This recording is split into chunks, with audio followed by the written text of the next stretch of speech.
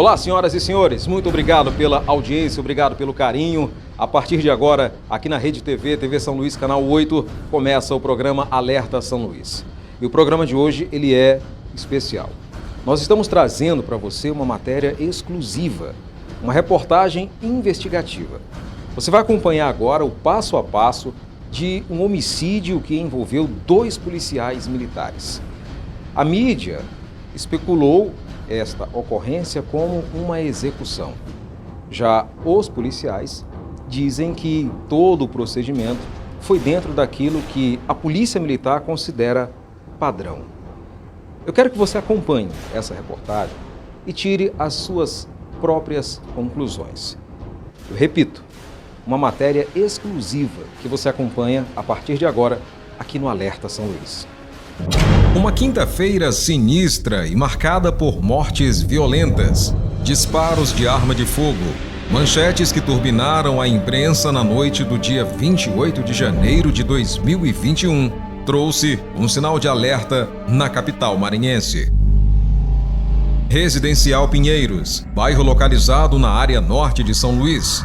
Já no período do final da tarde, uma tragédia marcou profundamente a família de um oficial da Polícia Militar. O tenente-coronel Ronilson Gomes Pinto, de 46 anos, foi baleado e morto na porta de casa por criminosos em um assalto. Segundo noticiado na época, o crime ocorreu quando meliantes invadiram a casa do militar e ele reagiu. Testemunhas ouviram tiros, que resultou na morte dele. Após o crime, os bandidos fugiram do local, levando a arma e o carro de Ronilson, que foi abandonado ainda nas proximidades. Nesta mesma noite, quinta-feira, 28 de janeiro, outra morte na região metropolitana de São Luís.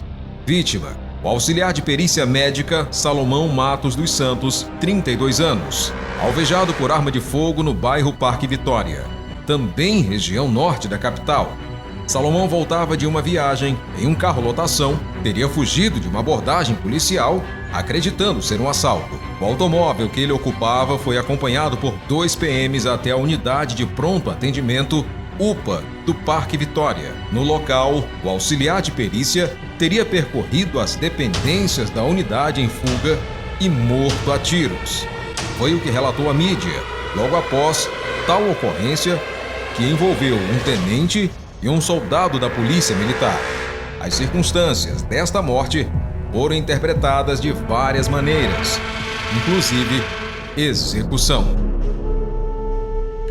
2 homicídios, 2 agentes da segurança pública mortos no mesmo dia.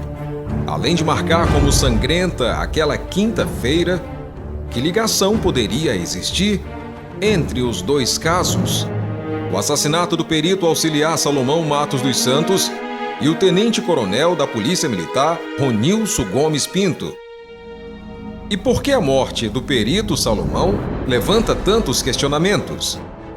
Salomão Matos dos Santos teria se identificado durante a abordagem dos PMs? Os militares envolvidos seguiram os protocolos considerados padrão em uma abordagem de rotina? O que aponta a investigação neste caso? O que dizem as testemunhas? Os relatos acompanhados nesta reportagem são com base no inquérito policial obtido com exclusividade pelo jornalismo do Alerta São Luís. As testemunhas arroladas aqui terão seus nomes preservados e a identidade mantida em mais absoluto sigilo. Para entender os detalhes, é preciso contar a história do início, algumas horas depois do assassinato do tenente-coronel Ronilson. De acordo com o inquérito policial, quinta-feira, 28 de janeiro, perto da meia-noite, Ed Nascimento Souza, tenente da Polícia Militar do Estado do Maranhão, estava em casa, de férias. Recebeu uma ligação telefônica de um tenente-coronel da ativa da Polícia Militar do Maranhão, lhe determinando para realizar uma diligência até o Parque Jair, a fim de identificar 2 endereços de supostos envolvidos no latrocínio em que foi vítima o tenente-coronel Ronilson. Fato este ocorrido no mesmo dia 28 de janeiro, no final da tarde.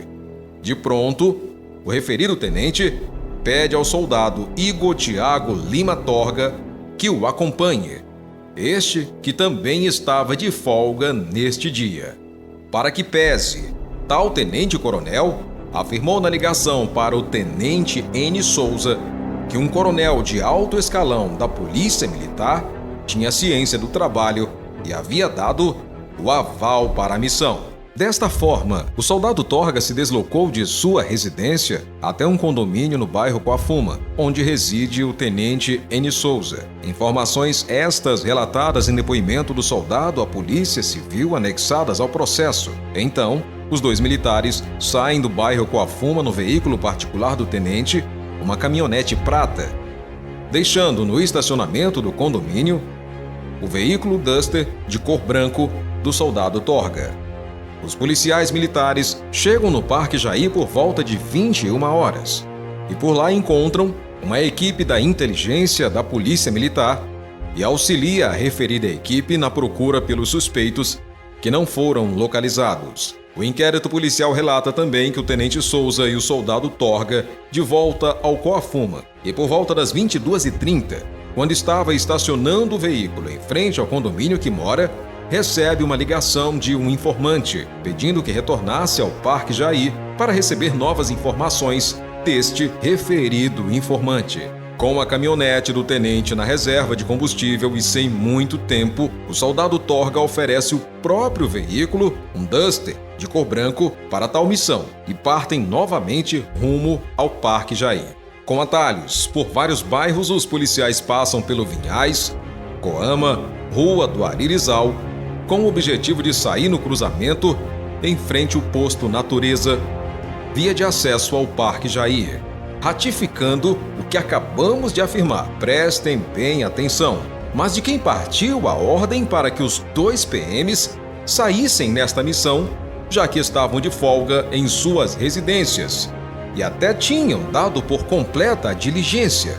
O inquérito afirma que os PMs saíram com ordens diretas de um tenente-coronel da Polícia Militar, que por volta das 19 horas, o referido oficial superior ligou para o tenente N. Souza, solicitando uma diligência ao Parque Jair, a fim de identificar dois endereços de supostos envolvidos no latrocínio do tenente-coronel Ronilson ocorrido horas antes. Os referidos suspeitos, conhecidos como Chinem e Bereco, dois irmãos. O tenente-coronel que fez a ligação disse ao oficial que não fosse sozinho e que levasse um policial de sua confiança.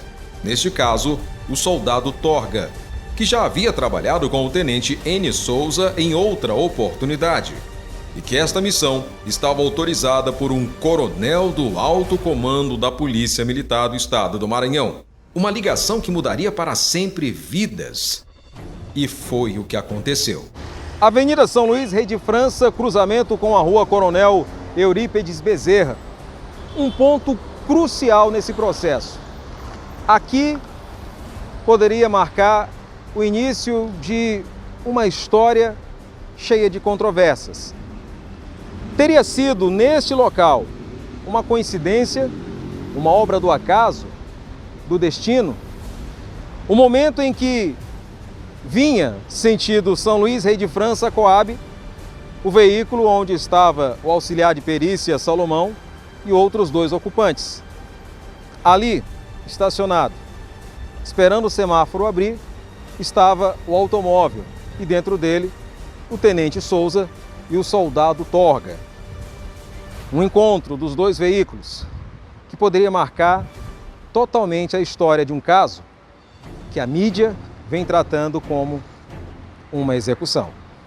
Os PMs afirmam no inquérito policial que, enquanto o veículo Duster branco, parado neste semáforo no sinal vermelho, esperava para seguir em frente, o tenente N. Souza observou um veículo Cobalt prata com 3 homens vindo pela Avenida São Luís, Rei de França, usando o estacionamento de uma farmácia para acessar a Rua Coronel Eurípides Bezerra, parando exatamente atrás do Duster branco onde estavam os 2 policiais militares. Segundo o relato do tenente N. Souza, em seu depoimento, O comportamento dos ocupantes despertou muita suspeita, pois os mesmos estavam com os vidros abaixados e olhando para os lados como se procurassem algo.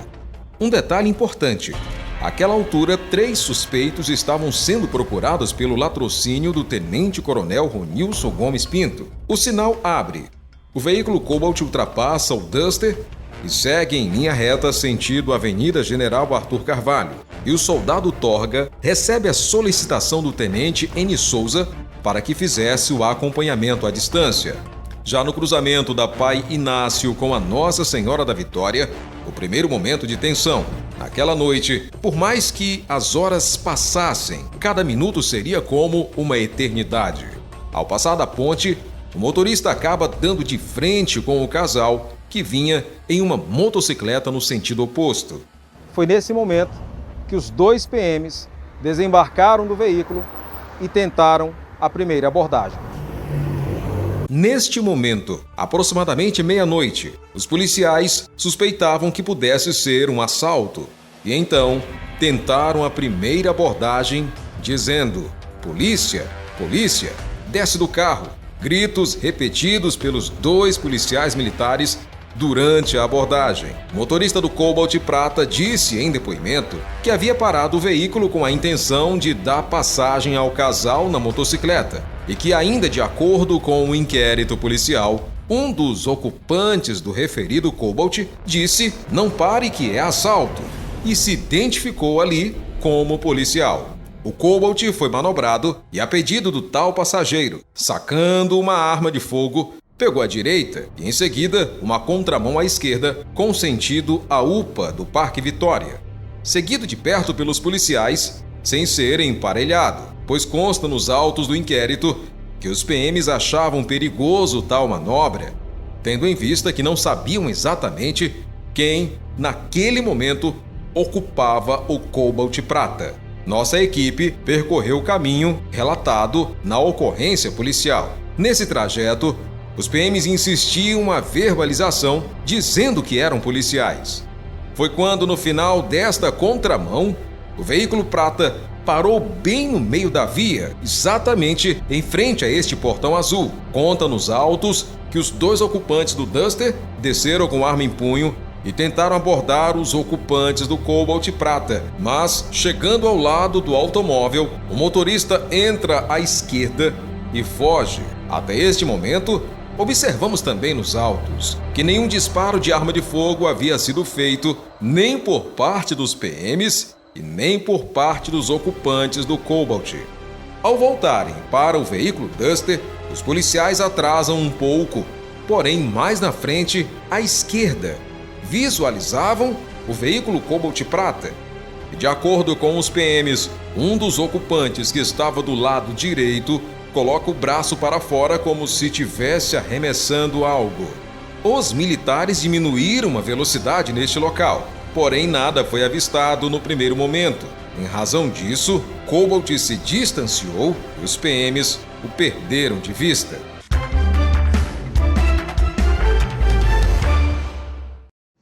Você que chegou agora, você está acompanhando uma reportagem especial, uma matéria exclusiva que está contando passo a passo de um homicídio que envolveu 2 policiais militares.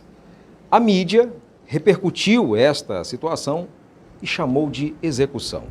Já os policiais militares dizem que toda a operação seguiu um procedimento padrão dentro da corporação. Eu quero que você continue acompanhando essa reportagem até o final e tire as suas próprias conclusões.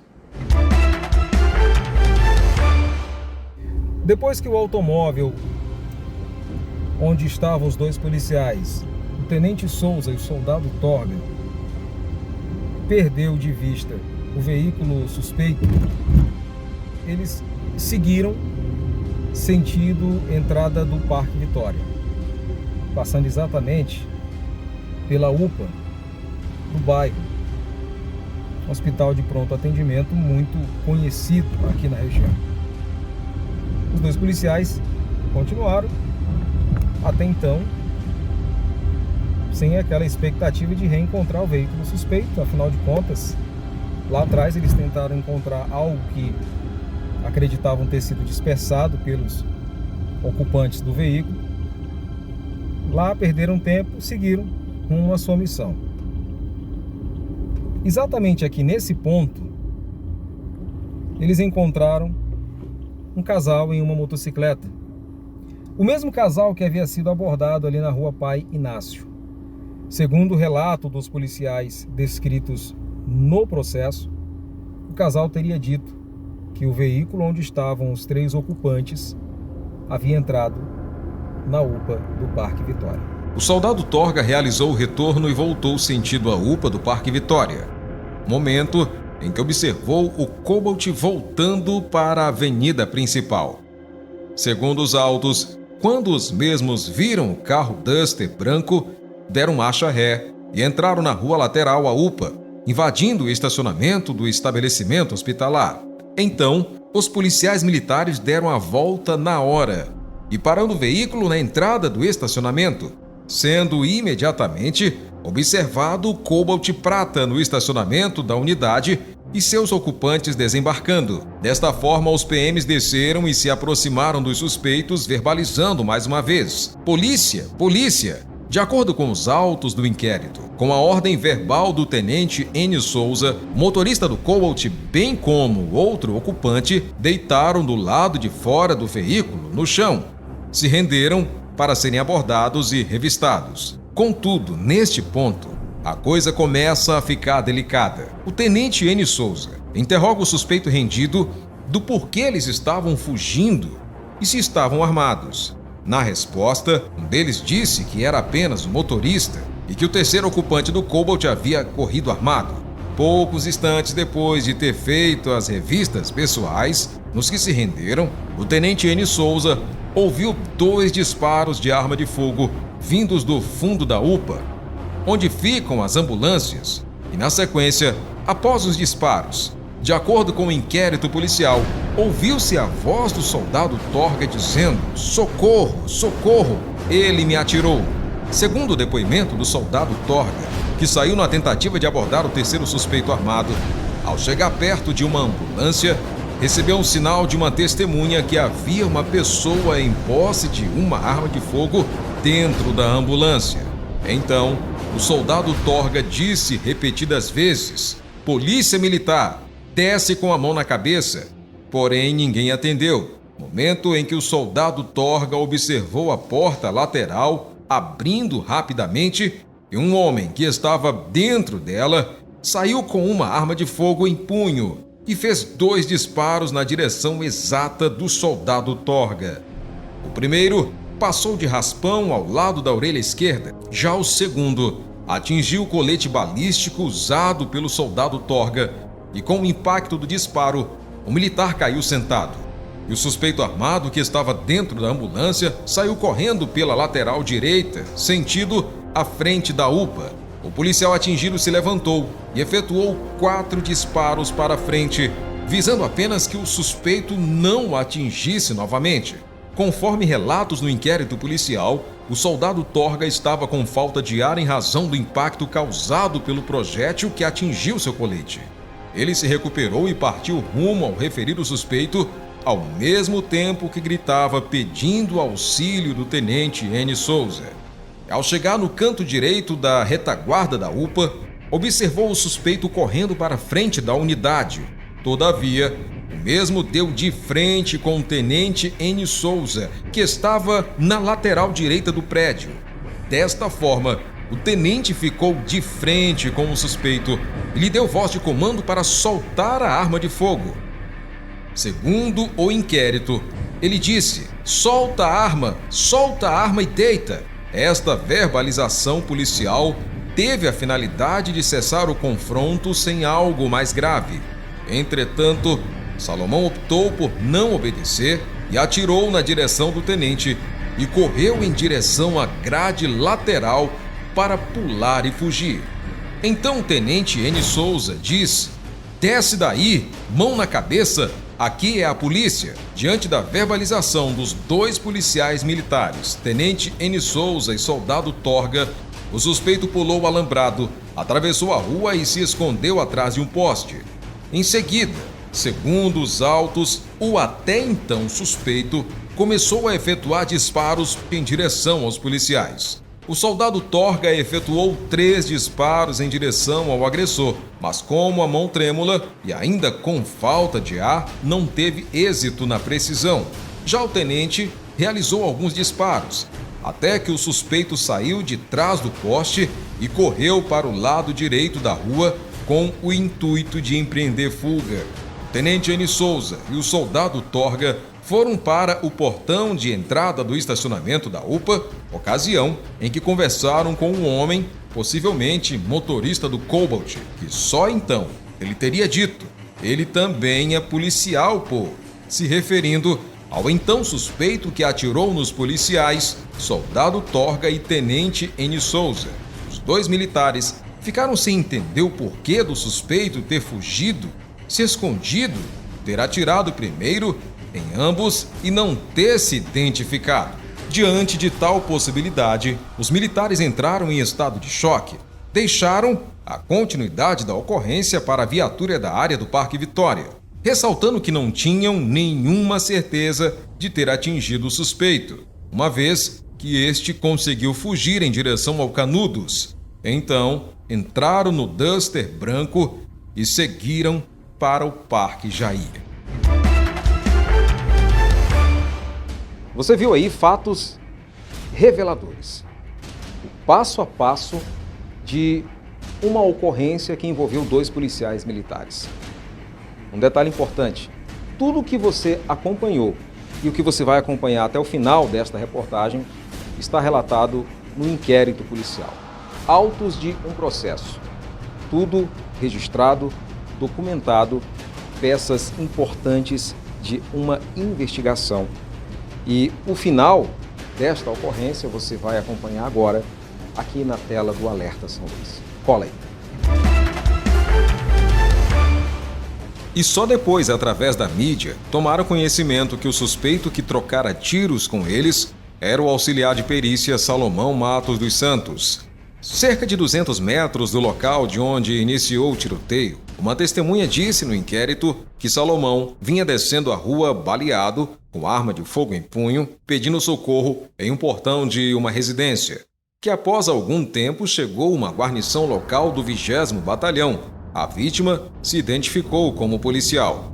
Outra testemunha, moradora do bairro, relata no inquérito que ouviu disparos de arma de fogo e que na esquina de sua residência, por uma fresta no muro, avistou uma pessoa sentada na calçada que dizia: "Socorro, socorro, sou policial", e em seguida observou uma viatura da PM se aproximar e os policiais observaram a vítima. Outra testemunha diz no inquérito que viu a vítima sentar-se e aos poucos desfalecer até cair para o lado. Salomão Matos dos Santos levou 2 disparos, um no terço inferior da perna, região do tornozelo esquerdo, e outro na lombar. Um tiro efetuado de baixo para cima que transfixou a região torácica.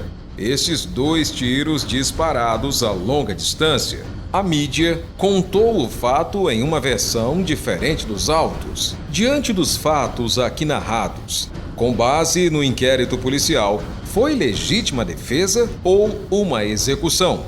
Se foi uma execução, por que então os PMs não usavam máscaras ou balaclavas para esconder o rosto? Fato este registrado pelo vigilante da UPA, que ouviu e afirmou em depoimento o momento em que o tenente manda ao Salomão: "Solta a arma! Solta a arma!" E por que teria usado armas da corporação devidamente registradas e cauteladas em seus nomes? Estas apreendidas, juntamente com os coletes balísticos e com o carro particular do soldado Torga, um Duster branco, mais de 30 dias depois do fato, ainda no pátio da Delegacia de Homicídios, sem ter sido periciado. Várias testemunhas arroladas nesse processo, maqueiro, vigilante, enfermeira, presenciaram os policiais pedindo que o perito Salomão, até então suspeito, largasse a arma e deitasse no chão. Na ponte Pai Inácio, ele teria dito ao motorista do Cobalt para não parar na tentativa de abordagens dos PMs, acreditando ser um assalto. E já no estacionamento da UPA, um ambiente relativamente seguro, porque ele não se identificou como agente da segurança pública. O inquérito mostra que só depois que o soldado Torga foi baleado, houve então a troca de tiros, tendo os policiais militares atirado somente para revidar a injusta agressão. Versão esta confirmada por uma testemunha ocular. Um morador que chegava no hospital para uma medicação, naquele início de madrugada, e que diante da confusão se deparou com a cena, relata nos autos que viu quando um homem grande, branco, gritou para a ambulância: "Polícia, sai, sai!" Ouviu então tiros e viu o homem grande, branco, aqui, neste caso, de acordo com o processo, o soldado Torga, andando para trás, cambaleando, como se tivesse sido alvejado, e viu um homem saindo da ambulância e correndo para a lateral direita do prédio. Este relatório do comando da unidade, onde os 2 PMs trabalham, confirma a natureza oficial das condutas dos militares nesta ação. Conversamos com esta moradora do entorno da UPA e veja o que ela diz sobre o que testemunhou. Olha, ele está escondido aqui. Agora, por que ele se escondeu? Porque era muito fácil, né? Apresentar o que eu achar dele, porque não, eu sou polícia. Ninguém sabe responder, né? Em depoimento, o pai de Salomão relata situações delicadas dos últimos 3 meses do comportamento do filho. Nos autos, ele diz: há 3 meses, Salomão mudou o comportamento, se afastando do pai e da irmã, como se estivesse tentando preservá-los de alguma situação. Que nesses 3 meses, outro comportamento de Salomão que chamou a atenção do pai foi que, embora morasse na residência dele, começou a pular de casa em casa, ou seja, ia para a casa de um primo e comprou uma casa no Cidade Verde. Nesse tempo, passou também a não andar mais no próprio carro, preferindo pegar carrinho lotação, embora dissesse que o carro estava no conserto. Estas são palavras extraídas do depoimento do pai de Salomão arrolados ao inquérito policial. Diante de tantas perguntas, famílias arrasadas, vidas marcadas por uma tragédia, fica a grande pergunta: foi legítima defesa ou execução? Os policiais militares, de folga, em missão operacional, cumprindo ordens diretas de um tenente-coronel da Polícia Militar da Ativa, com o consentimento de um coronel do alto escalão da corporação, teriam se envolvido em uma fatídica ocorrência com um fogo amigo? Outro fato totalmente relevante é que a arma de Salomão ainda não foi encontrada, sendo que ele fugiu com a mesma na mão. Será que algum transeunte que passava no local pegou a arma? Será que os membros de facção se apossaram da arma de fogo?